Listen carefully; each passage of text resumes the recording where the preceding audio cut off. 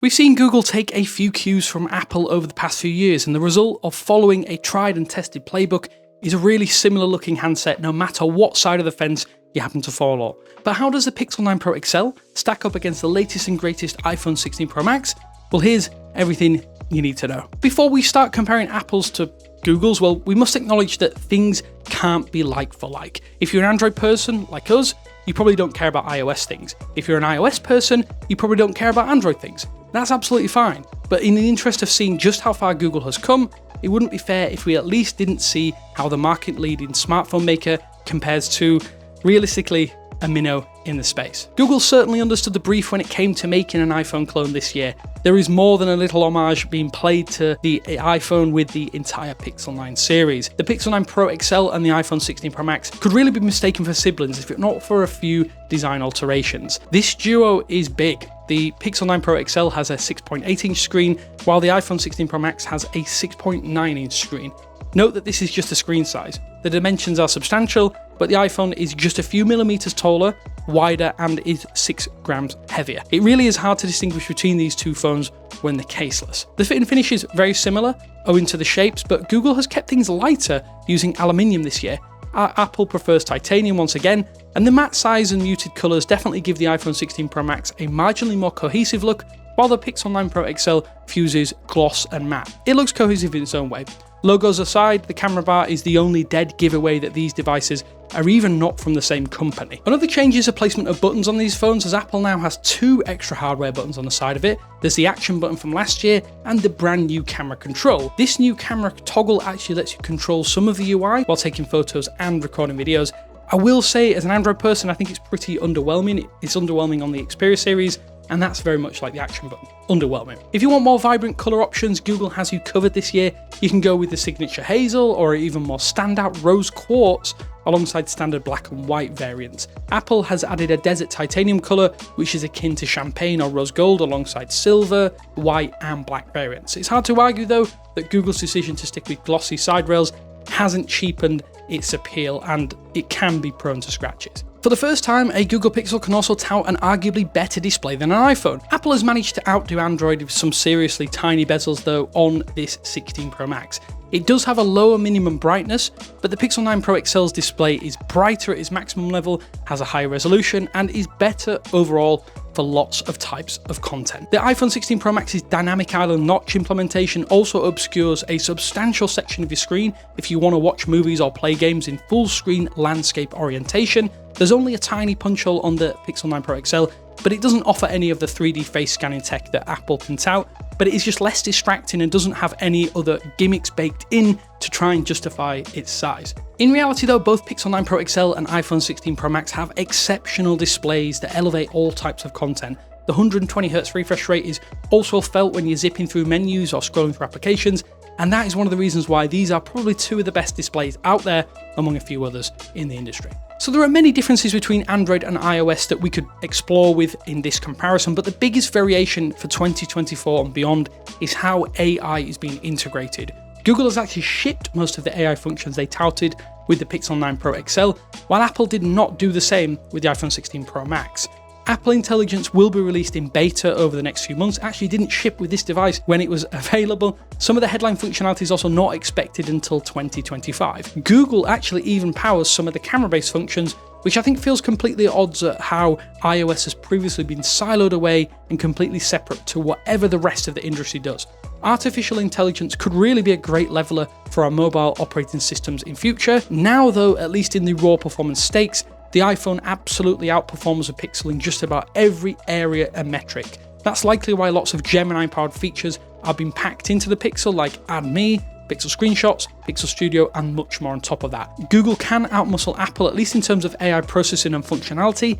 AI-powered features like Magic Editor in tandem with Reimagine are vastly superior to the cleanup option on iPhone, which is actually only available in the iOS 18.1 beta. So if you're running stable builds, you can't get this on the iPhone 16 Pro Max anyway. Gemini Live is another area where I think Siri really can't compete.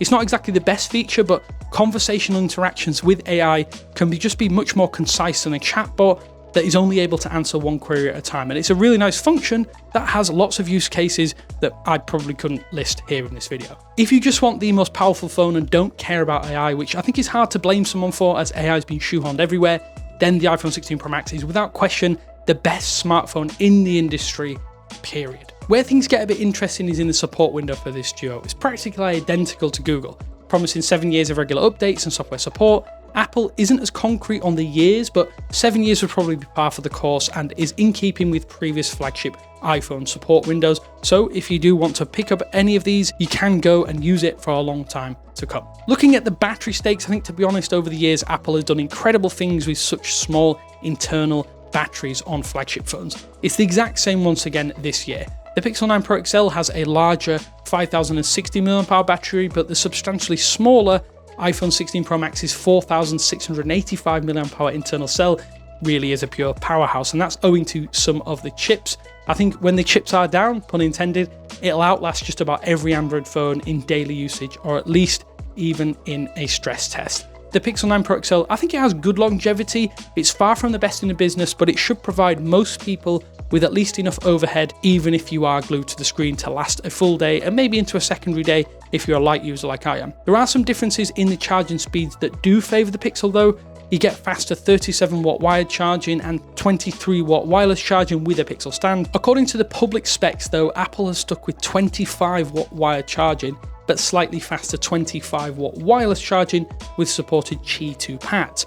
Real world stress tests though suggest that the iPhone 16 series actually charges faster at almost 32 watts with a 65 watt power brick, but we haven't been able to test that ourselves. Neither phone is fast in the traditional sense, at least when it comes to charging, but fairly similar when you are getting back up to 100%. The difference is how often you're charging, and it's going to be less with the iPhone, sadly. This year there just aren't as many upgrades to shout about in the camera stakes, at least this time around, but what has changed makes a surprising difference to the Pixel 9 Pro XL and the iPhone 16 Pro Max. Google has upgraded the selfie camera and the 5x telephoto lens. The rest of the hardware is identical to the Pixel 8 Pro from last year. The iPhone 16 Pro Max features an improved ultra-wide lens and that new camera control button. Unlike the Pixel, the rest of the hardware is identical to its predecessor, the iPhone 15 Pro Max. I think each system excels in specific scenarios. Zoom photos are a strength of the Pixel, natural tones of photos favour the iPhone. Everywhere else I think it's a toss-up between what your preferred photography style is. It's tough to decide which is the objectively better camera system by default because of just how they process the final shot, and Apple does offer an option to process images right from the get-go. I think if you're a big time selfie taker though, you might want to take a look at the Pixel this year. The upgraded 42 megapixel sensor produces really tack sharp photos that are completely full of detail. So despite going toe to toe in still photography modes, there is definitely less competition when we start to discuss the video capabilities. The Pixel 9 Pro XL is the best that Google can muster in terms of video recording, and it's still really good, but it relies too heavily on video boost, at least to compete with the iPhone. It's impressive that you can shoot 8K and 4K video, and it's improved drastically when videos have been processed using Video Boost. It just takes a while, and it is extensive on data and storage space, so it can be a little bit of a downside. It actually makes all the more impressive that the iPhone 16 Pro Max can do up to 4K 120 FPS on device without any real limitations save storage capacity. You can even record directly to external SSDs using the default camera application too, something that isn't possible on the Pixel right now without a third-party application. Once you throw in log and ProRes, they're just some of the biggest selling points of the iPhone series, at least in recent years,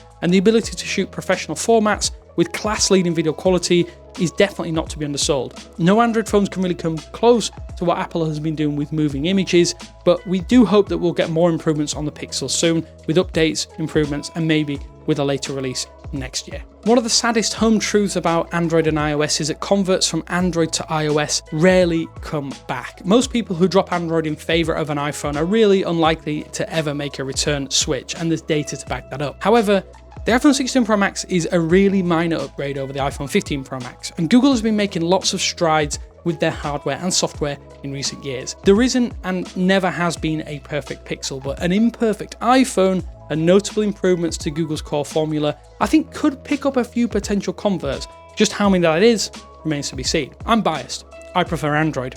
However, I will say the iPhone 16 Pro Max is once again a very good smartphone that although only offers some very small upgrades, is gonna make people happy, especially if they're upgrading from older phones. The Pixel 9 Pro XL improved a lot more than I ever expected to, and I'm someone who came from the Pixel 8 Pro. I will stick with the Pixel 9 Pro XL, but I wanna ask you, do you think the Google has been making enough progress in recent years to properly compete with the iPhone?